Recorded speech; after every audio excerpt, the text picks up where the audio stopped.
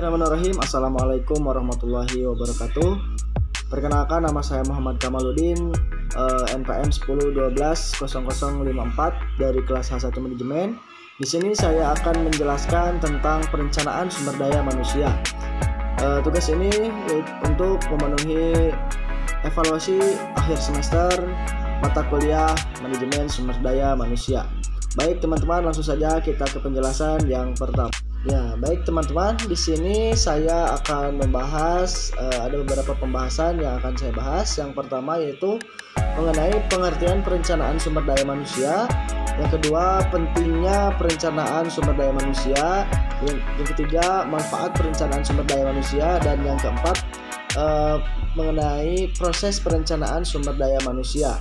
Baik, apa sih pengertian perencanaan sumber daya manusia? Ya, perencanaan sumber daya manusia adalah sebagai proses untuk menentukan jumlah dan jenis manusia yang dibutuhkan oleh suatu organisasi atau perusahaan dalam waktu dan tempat yang tepat serta melakukan tugas sesuai dengan yang diharapkan. Ya, teman-teman, di sini juga ada aspek pokok di dalam pengertian mengenai perencanaan sumber daya manusia. Yang pertama yaitu ada sistematis dan merupakan proses yang disadari dan terencana, bukan sesuatu yang terjadi secara tiba-tiba. Yang kedua, proses terus-menerus karena organisasi, tujuan, dan lingkungannya akan selalu berubah. Yang ketiga, tujuan jangka panjang dan jangka pendek dengan menekankan pada rencana jangka panjang. Perencanaan sumber daya manusia juga itu sangat penting. Kenapa? Yang pertama yaitu kepentingan individu tenaga kerja. Ya, dengan perencanaan sumber daya manusia yang jelas, tegas, dan akurat, maka setiap pekerja dapat mengetahui rencana ketenaga kerjaan di tempat kerjanya. Yang kedua, kepentingan organisasi. Ya, dengan perencanaan sumber daya manusia dapat membantu pimpinan perusahaan dalam upaya untuk meningkatkan efisiensi sumber daya manusia yang ada dan meningkatkan produktivitas kerjanya, sehingga perusahaan tersebut akan mampu merencanakan tujuan dalam jangka panjang.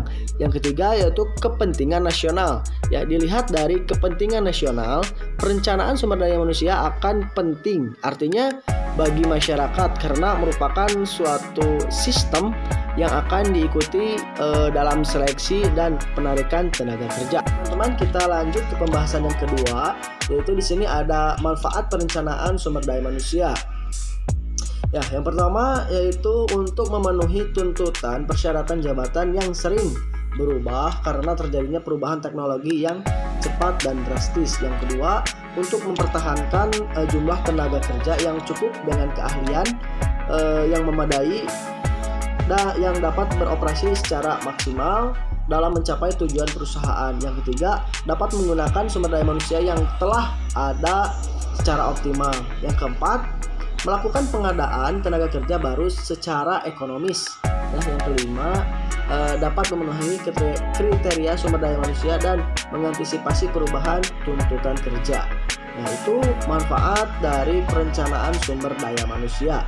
Adapun beberapa masalah yang akan terjadi atau yang terdapat dalam membuat perencanaan sumber daya manusia karena hal sebagai berikut. Yang pertama, manusia tidak dapat diramalkan dengan mudah karena dapat merusak rencana sumber daya manusia dengan cara mengundurkan diri, menolak melakukan pekerjaan, dan alasan sakit. Yang kedua, manusia berbeda yang satu dengan yang lain sehingga sulit membuat kebijakan dan pendekatan yang sesuai untuk semua pihak. Juga manusia diperlukan ya bekerja di tempat tertentu pada waktu tertentu dan tidak mudah untuk berpindah dari satu tempat kerja ke tempat kerja yang lain. Ya, yang keempat, kelebihan atau kekurangan tenaga kerja lebih sulit untuk mengatasi karena kelebihan tenaga kerja tidak bisa pegawai dikurangi begitu saja, dan untuk menambah tenaga kerja baru perlu waktu dan biaya. Baik teman-teman, lanjut lagi ke pembahasan yang selanjutnya, yaitu ada proses perencanaan sumber daya manusia. Yang pertama yaitu meramalkan kebutuhan sumber daya manusia. bisa melalui perencanaan untuk status QO, yang kedua petunjuk praktis, yang ketiga melalui metode DLP, yang keempat melalui skenario, yang kelima melalui peramalan unit, dan yang keenam yaitu simulasi komputer. Kedua yaitu meramalkan sumber daya manusia yang tersedia. Ya, di sini ada persediaan sumber daya manusia sekarang, tingkat produktivitas, dan tingkat pergantian tenaga kerja atau perputaran tenaga kerja, menunjukkan perubahan tenaga kerja karena ada yang keluar atau berhenti dari perusahaan. Dan selanjutnya tingkat ketidakhadiran, dan yang terakhir itu perpindahan antar pekerja. Yang ketiga yaitu membandingkan kebutuhan dan persediaan sumber daya manusia. Ya, permintaan sama dengan penambahan, yang berarti tidak ada kegiatan penambahan atau pengurangan sumber daya manusia. Ya, kedua kekurangan sumber daya manusia, yang berarti perusahaan harus memiliki atau harus memikirkan strategi untuk memenuhi kekurangan tersebut. Ketiga, kelebihan sumber daya manusia, yang berarti perusahaan harus memikirkan strategi mencari jalan keluar untuk mengurangi kelebihan sumber daya manusia tersebut. Keempat, merencanakan kebijakan dan program, bisa melalui merencanakan kekurangan sumber daya manusia.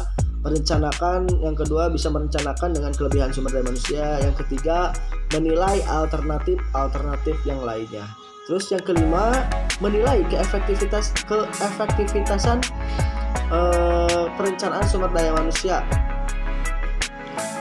Ya, menilai keefektifan perencanaan sumber daya manusia. Perusahaan harus menilai keefektifan perencanaan sumber daya manusia dalam membantu pencapaian tujuan. Ya, menilai perencanaan sumber daya manusia dari segi biaya dan keuntungan itu agak sulit ya dilakukan atau sulit mengukurnya. Perencanaan sumber daya manusia berusaha meramalkan kebutuhan akan sumber daya manusia, maka ukuran keefektifan perencanaan adalah betapa baiknya kebutuhan akan sumber daya manusia diperkirakan dapat dipenuhi. Bagaimana teman-teman apabila ada tenaga kerja yang banyak keluar dari perusahaan, apa yang akan diakibatkan, apa yang akan menjadi masalah ketika banyak tenaga kerja yang keluar dari perusahaan ya.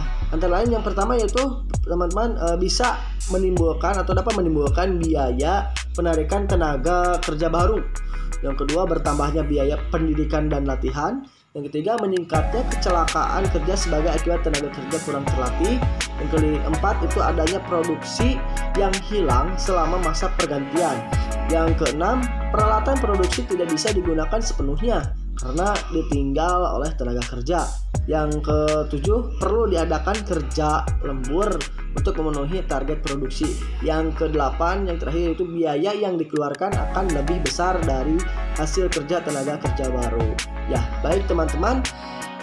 Jadi sangatlah penting ya untuk perencanaan sumber daya manusia untuk memajukan suatu perusahaan. Ada ya beberapa aspek yang harus diperhatikan. Ya mungkin cukup sekian dari saya penjelasan mengenai perencanaan sumber daya manusia. Mohon maaf apabila ada kesalahan dalam bertutur kata ataupun materi yang disampaikan kurang jelas. Dan akhir kata, alhamdulillahirabbil alamin, billahi fisabilillah, wassalamualaikum warahmatullahi wabarakatuh. Terima kasih.